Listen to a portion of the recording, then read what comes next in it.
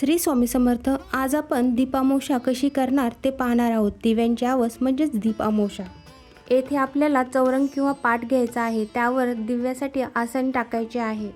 श्रावण मास सुरू होण्यापूर्वी येणारी ही अमावस्या दीपपूजनाचा दिवस म्हणून ओळखली जाते. मी येथे लाल कलरचे आसन टाकून त्यावर दिव्यांसाठी तांदळाचे आसन टाकत आहे. पूर्वीच्या काळी आधार देणाऱ्या मेणबत्तीपासून ते लांबण दिवा कंदिल्यापर्यंत सगळ्या दिव्यांची पूजा करत असत. त्यानंतर तांदळाच्या आसनावर दिवा मांडायचा आहे. दीपामावस्या का साजरी करावी त्याची कहाणी आहे. आटपट नगर होतं. तिथे एक राजा होता. त्याला एक सून होती. तिने एक दिवशी घरातला पदार्थ स्वतः खाल्ला आणि उंदरावर आळ घातला. आपल्यावरचा प्रमाद टाळला. इकडे उंदरांनी विचार केला, आपल्यावर उगाच आळ आला आहे, तेव्हा आपण तिचा सूड घ्यावा. त्याने रात्री हिची चोळी पाहुण्यांच्या अंथरुणात नेऊन टाकली. दुसऱ्या दिवशी हिची फजिती झाली. सासूदिरांनी निंदा केली. घरातून तिला हकलवून दिले. हिचा रोजचा नियम असे, रोज दिवे घासावे, तेलवात करावे, स्वतः लावावे, खडीसाखरेने त्यांच्या ज्योती साराव्या, दिव्यांच्या अवसेच्या दिवशी त्यांना चांगला नैवेद्य दाखवावा. त्याप्रमाणे ही घरातून निघाल्यावर ते बंद पडले. पुढं अवसेच्या दिवशी राजा शिकारीवरून येत होता. एका झाडाखाली मुक्कामास उतरला. तिथे त्यांच्या दृष्टीत एक चमत्कार पडला. आपले सर्व गावातले दिवे अदृश्य रूप धारण करून झाडावर येऊन बसले आहेत. एकमेकांपाशी गोष्टी करत आहेत. कोणाच्या घरी काय जेवायला केले आहे, तर तिथे कशी पूजा केली आहे, अशी चौकशी तिथे चालली होती.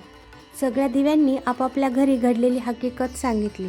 त्यांच्या मागून राजाचा घरचा दिवा सांगू लागला, बाबांनो, काय सांगू, यंदा माझ्यासारखा हातभागी कोणी नाही. मी दरवर्षी सर्व दिव्यात मुख्य असायचा. माझा थाटामाट जास्त व्हायचा. त्याला यंदा अशा विपत्तीत दिवस काढावे लागत आहेत. इतकं म्हटल्यावर त्याला सर्व दीपकांनी विचारलं, असं होण्याचं कारण काय? मग तो सांगू लागला, बाबांनो, काय सांगू, मी ह्या गावच्या राजाचा घरचा दिवा. त्याची एक सून होती. तिने एके दिवशी घरातला पदार्थ स्वतः खाल्ला आणि उंदरावर आळ घातला. आपल्यावरचा प्रमाद टाळला. इकडे उंदराने विचार केला, हा आपल्यावर उगाच आळ घातला आहे, तेव्हा आपण तिचा सूड घ्यावा. असा सर्वांनी विचार केला. रात्री तिची चोळी पाहुण्यांच्या अंथरुणात नेऊन टाकली. दुसऱ्या दिवशी तिची फजिती झाली. सासूदिरांनी निंदा केली. घरातून तिला हकलून दिले. म्हणून मला हे दिवस आले. ती दरवर्षी माझी मनोभावे पूजा करीत असे. जिथे असेल तिथे खुशाल असो, असं म्हणून तिला आशीर्वाद दिला.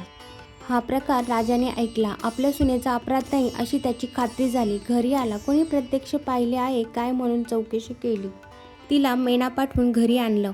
झालेल्या गोष्टीची क्षमा मागितली. साऱ्या घरात मुख्यतारी दिली. ती सुखानं रामराज्य करू लागली. तर जसा तिला दीपक पावला आणि तिच्यावरचा आळ टाळला, तसा तुमचा आमचा टळो ही साठा उत्तराची कहाणी. या दिवशी या दिव्यांना गुळ, फुटाणे आणि लाहे यांचा नैवेद्य दाखविला जातो. तसेच लहान मुलांचे औक्षण देखील करतात. गरुड पुराणानुसार जे ही दीपामावस्या साजरा करतात त्यांना सगळ्या दोष व पापापासून मुक्त केले जाते. दिव्यांची कृतज्ञता व्यक्त करण्यासाठी दीपामावस्या जरूर करावी. व्हिडिओ आवडल्यास लाईक आणि शेअर करा.